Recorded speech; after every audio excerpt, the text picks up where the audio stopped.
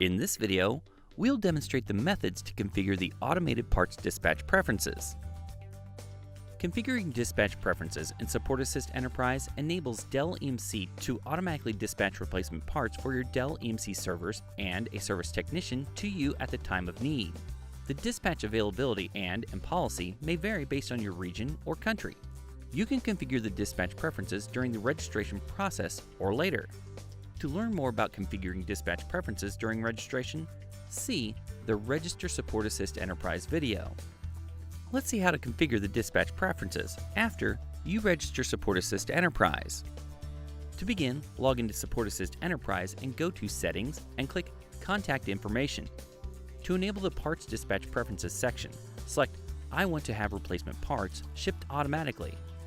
Enter the primary and secondary contact details in the page and select I want a technician to replace my parts on site to have a Dell EMC technician visit your site and replace the parts.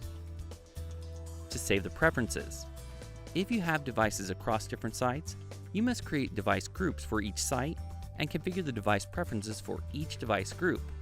You must also create device groups if you have different dispatch preferences for devices in the same site. Now, let's see how to create a device group and configure the parts dispatch preferences for the group. To begin, go to Devices and click Manage Device Groups. Click Create Group. In the Create Device Group window, enter a name and description for the group and select Contact Information and enter the primary and secondary contact information. When ready, click Next. Select Enter Address for Dispatch to enable the fields on the page. You can choose to receive only the replacement parts, or have a Dell EMC technician visit your site to replace the parts. Enter the primary and secondary shipping contact information, as well as shipping address details and click Create. For more information or assistance, go to dell.com/supportassist.